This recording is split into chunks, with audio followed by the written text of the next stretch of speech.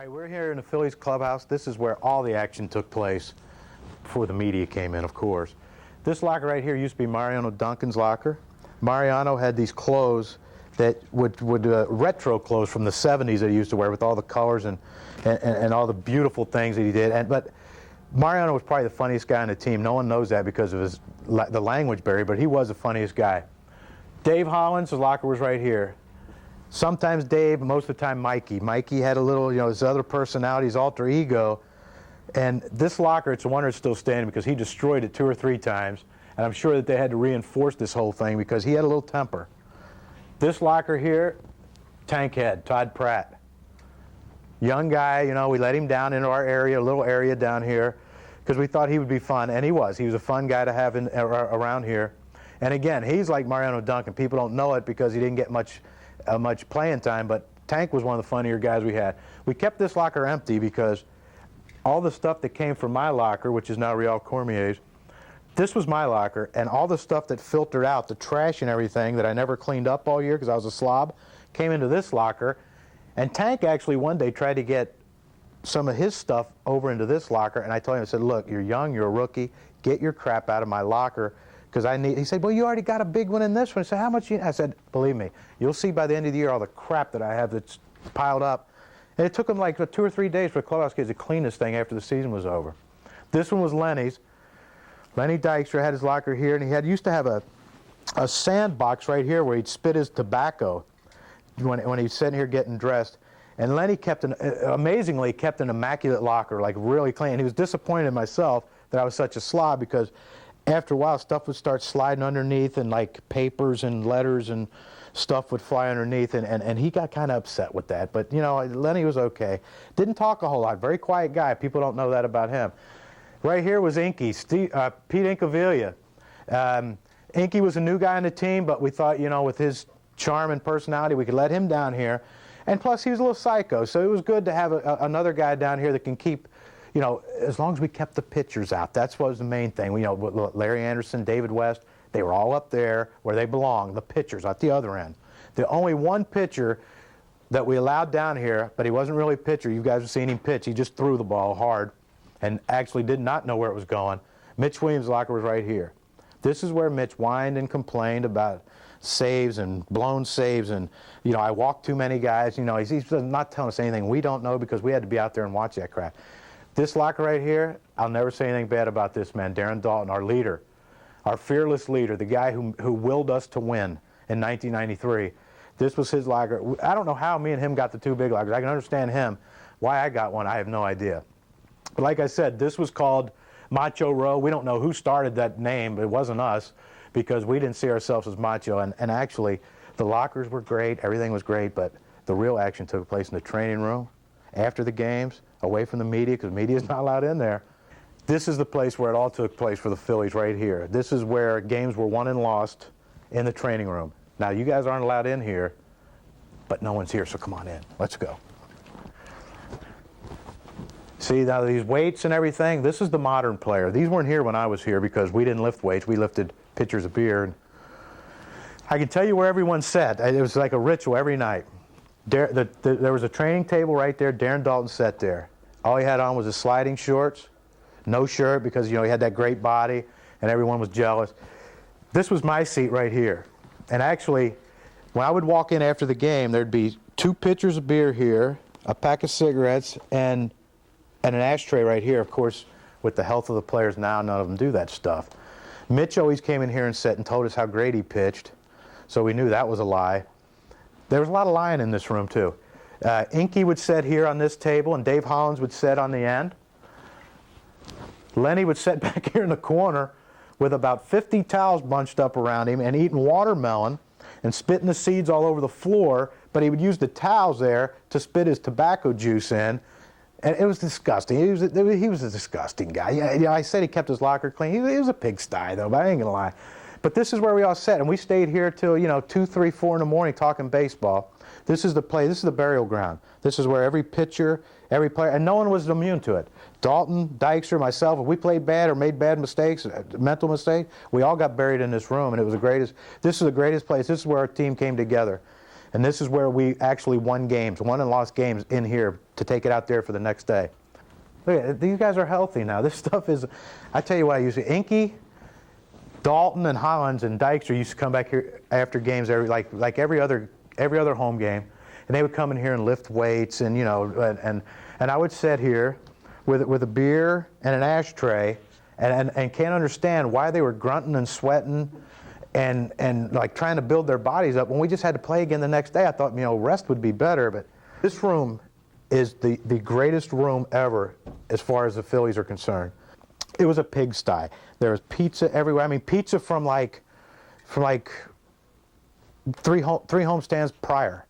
Pizza boxes still laying around. Video Dan Stevenson, he couldn't keep control. He couldn't clean it because these guys were such slobs. But, we figured we had one good year. We had one run, and we knew it was only going to be a one-year run, so we might as well enjoy it while we could, and we did. So we made the most of it.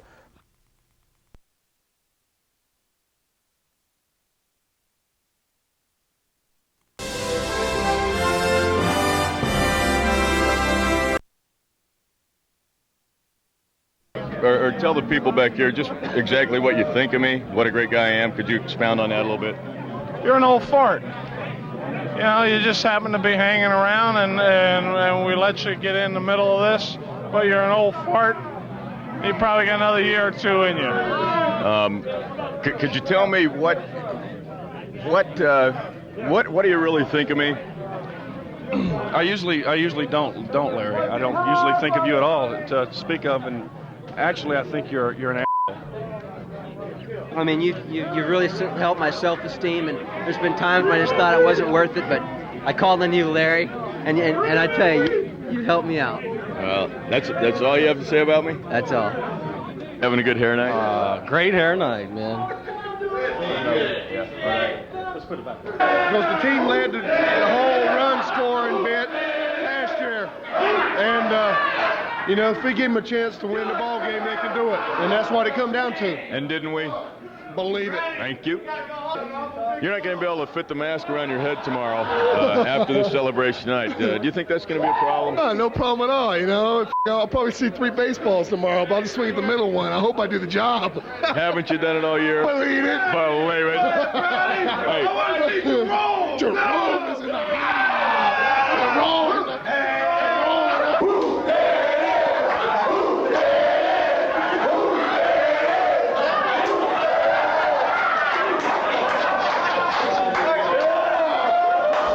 Hello, I'm Kevin Stalker, and I'm here with Kurt Schilling, people, ladies and gentlemen. And a quick interview with Kurt, winding up on the camera. First interview of the night, ain't it, Kurt? Kurt, tell us about how you feel right now. What's going through your mind? I'm That's really great. Okay, well now what was going through your mind after we won? Well, I felt pretty good. That's great. And then when you got your new award, how'd that feel? It felt really good. Okay, and with Kurt Schilling, ladies and gentlemen. Isn't it special? Ain't it? That's right.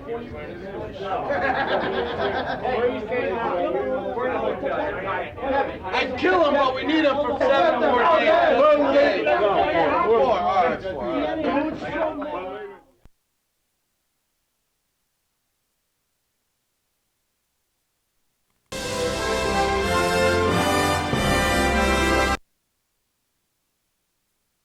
And I'd like to thank the fans also for the recognition.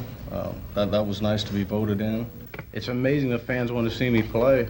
It's a scary thought of the whole thing, what our society's come to these days, but they want to see it, so I guess we have no choice but to go.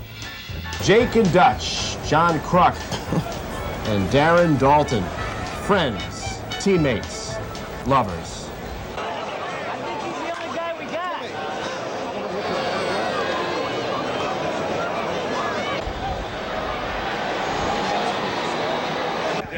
All right. Okay. Now, essentially what we're trying to correlate here is John Kruk, first baseman, Philadelphia Phillies, and the fall of civilization as we know it. Brian Harvey, here's a question. John Kruk, I mean, if you look at the man, forget the hair, forget the goatee. He may not look too good, but he sure can hit. Yeah. I don't know. I got my theory for pitching is no gut, no gas. So, maybe it's in the hair. Maybe he's Samson. Who knows? Because I've been after him for 2 years to get a haircut. He hadn't done it. At least he trimmed his beard that so-called beard that he had. John Kruk is a great guy. He's a really wonderful guy, and he can play baseball too. Although people look at him, they say, wow, is he a baseball player? He really can play. John Kruk's hitting 350, man. It don't matter what you look like. That boy can hit. Right up. I want to walk with you. I want to look real thin. We're still going to be real short. I don't know, man. He thinks that he shouldn't be playing here, man. I told him, man. There's nothing about that, man. It doesn't matter how you look. John Kruk is a role model. I think he's a good role model. If you think Charles Manson's a role model, and I guess John Kruk would be too. Let's see, you can look at Steve Garvey, Clean Cut, or John Kruk. So which one would you pick? Ryan Sandberg, good milk drinker. I don't know. Don't ask me anything about somebody I really don't know. Cal Ripken, good milk drinker. Oh, I don't know about Kruk, man. I don't know. He's strange. I'm still trying to figure him out. Well, it just shows you that anything can happen in America. He's every couch potato's ultimate dream. Society is really coming to a standstill now when something like this can happen. Well, as John paraphrased, I'll paraphrase John. He said they voted Bill Clinton in, and he's still in. I mean, after all, this is America. There were a lot of people who said we could never change the way things were in Washington. Same sort of people who picked the Phillies to finish last this year. I'm just wondering if people that voted for John Kruk will admit it, unlike the people that voted for Bill Clinton. By the way, I think the Phillies are looking pretty good. Even that big fella Kruk, you know, the big bat. Wonder who cuts his hair. Baseball needs John Kruk. Why so? Oh, I don't know. He just looks like he's had a little more fun than some of the other people. 6'10.5", almost 6'11". That's the largest man in the history of baseball on the mound against you, John Kruk. I'm not facing him. I'll quit. You don't like to face Randy? I don't know. I just seen him on TV, and I don't want no part of that.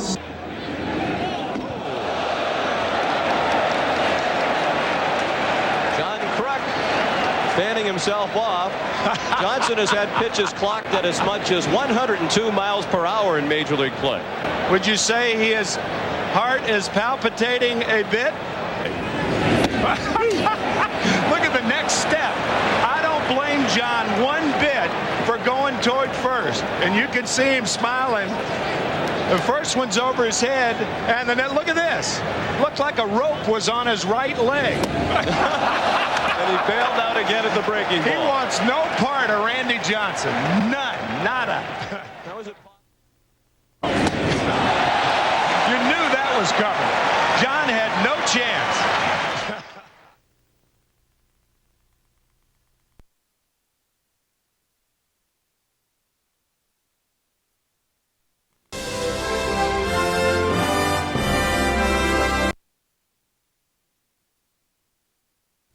You keep talking about how much you like this team and you like this bunch of guys. Why is this team so attractive to you? Kind of like family, you know. They're all a bunch of sick. I wouldn't say it's an insane asylum. I mean, that's embarrassing. We're not insane. We're all just normal guys, just out of our minds. This team is, it's eerie. It's out of this world. It is. No, not really. We got a bunch of different personalities here. Oh, without a doubt, the craziest clubhouse I've ever been in. There's like 15 of us that have split personalities. I think if you took all the B horror flicks ever made and all the killers and mass murders and all of them, they're probably living in our clubhouse somewhere. Because I think the general manager of this club has done a fine job in assembling a prison squad. You know, we got a good mix. We got a bunch of idiots and Murph and... John Kruk said it best. He said, you know, Mormons have to go on their missions, and some go to Africa and some go to Australia, and Murphy came to the Phillies clubhouse, so... Nothing we do in the clubhouse should ever be tried at home. Well, I figured the crazier the team, the more games we're going to win this year. I think overall the team gets along real well. You're a dead man. I've never seen so many guys so excited every day to get up and come to the clubhouse. You know, you never know what's going to happen. It's like a zoo. Look at all these. You know what I want to say? I am not an animal! It's like romper room, you know? I mean, you never know what you're going to see or what's going to happen or who's going to do what. Or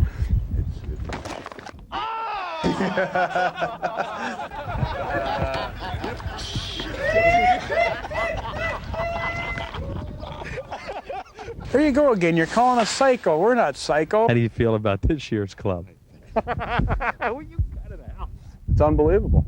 I told Jimmy I died and went to heaven. We're going to have a great year. I can see it coming. We got a chance to have a real good staff. You know, we can send 5 starters out there. And, you know, Tommy Green. We got a bunch of idiots sometimes, you know. Myself being the number 1 pun, you know. When Tommy comes in, hey, here's Tommy. All right, he's gone. All right, okay. A couple here call me Jethro. Hey, you got to go like this. You got to give it the open-eyed check. All right, okay. All right, he's gone. Schilling has got to have the world's worst body. Oh, scary. I don't know. I've always said that I have a terrible body, which I do. It's not a body. This is a cruel family joke. Look at Greenie. There's a survivor. The gene pool. Who? Terry. Well, Terry's a specimen, but second world's worst athlete, next to Schilling. How could Terry Mulholland even say something about us when every time he opens his mouth he puts the whole room to sleep? Sounds like that guy from the He's got that deep bass voice there, and it just lulls you to sleep. He's ready, he's primed, he's lubed, his hair's lubed, he's ready, he's going. He's everything, folks. He's Danny Jackson. If you want a nickname, we call him Jason. He's got 2 sides to him. You know, if you see him out there and he looks like an all-American boy and really looks like he's got his stuff together, you've got the wrong idea, because this guy's a real sick puppy and fits in actually well on this team. Makes some of the other sick guys on this team look well. Call Ben Shaq. Shaq, because he looks like Shaquille O'Neal. The big, tall right-hander, 6'5", from my hometown. The Shaq Attack. Shack Attack. Shaq Attack. Shaq 2. Nasty Curve. Cy Youngman. Yeah. When I'm thinking about a Terry Mulholland, a Kurt Schilling, a Ben Rivera, the way he pitched, and with the addition of Danny Jackson, you know, I'll tell you, we got a chance to have a real good staff. You know.